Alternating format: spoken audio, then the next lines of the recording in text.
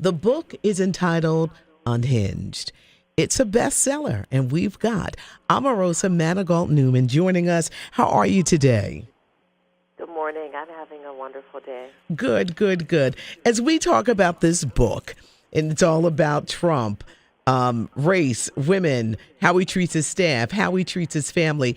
In addition to selling books, what do you hope to accomplish with this, giving people an eye opener of what's going on in the White House? Well, I think it's more than just about Trump. The first couple of chapters of the book talk about the journey that I went on coming from the Westlake projects, having my father be murdered, my brother was murdered, surviving a deadly house fire. I mean, I give people insight of who I am first before I take them on a journey to really give them a chance to see behind the scenes at the White House. Any folks that want to understand what it's like to be in the Oval Office or in the Cabinet Room or on Air Force One, that's really what I sought out to do, to give a little background about myself, but also to pull the curtain back on what goes on at 1600 Pennsylvania Avenue. When did you start feeling when you were in the White House that you just noticed like, wow, this is really happening? Because in the beginning, you really trusted Trump. Well, yeah, I mean, Donald and I were friends for 14, 15 years, and I considered him to be a good friend, a good mentor.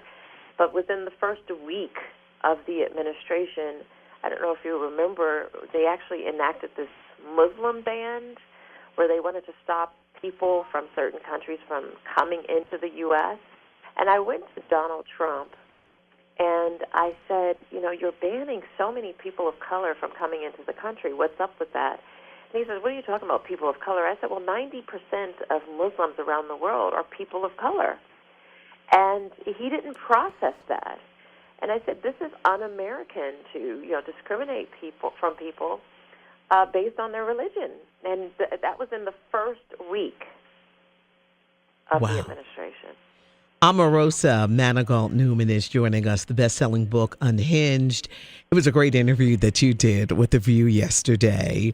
And it was so funny because everybody wants to know, Omarosa, how'd you hide that tape? Or how'd you hide that phone so no one knew they were being taped? Well, as I explained on The View, I'm in the middle of these legal proceedings with Donald Trump and his extensive legal team. They've taken me to arbitration in order to stop me from being able to share more tapes and to talk about the corruption that I witnessed on the campaign as well as in the White House. But I just still have been bold, and I've still spoken up about what's happened. So I can't really go into the details that I want to about, how or that sort of thing. But I'm just really glad that I have a chance to expose what was going on. You also admitted that you were part of that whole system destroying, Hillary Clinton.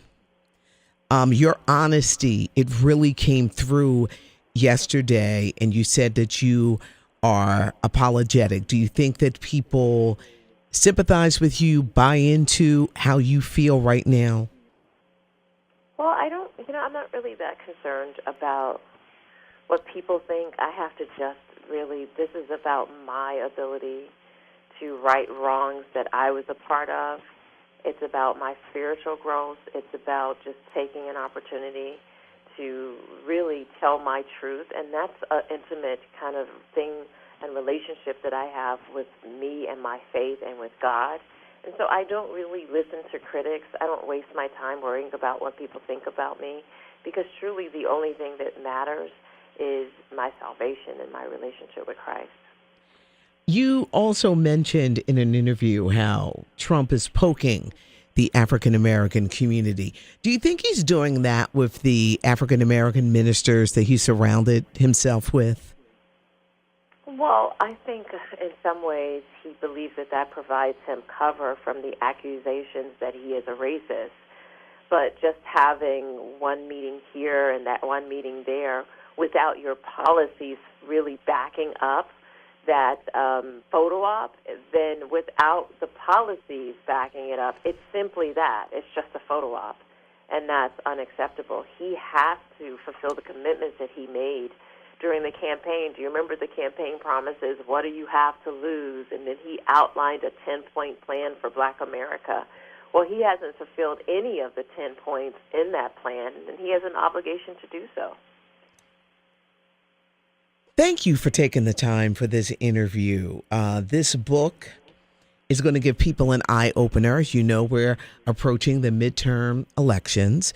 Do you think with this book that people will really pay attention and it'll make their decision when they go to the polls to vote?